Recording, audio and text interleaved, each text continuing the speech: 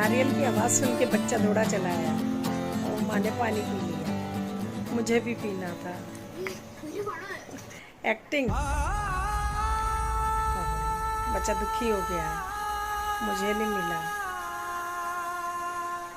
माँ भी परेशान।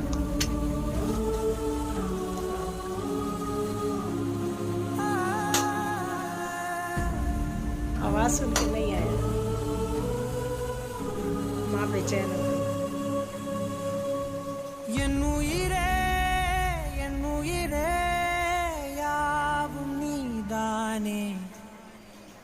கண்ணீரண்டில் நீரிந்து பார்வை தந்தாயே माँ का प्यार உறவென்று சொன்னால் நீதானே உதிரத்தில்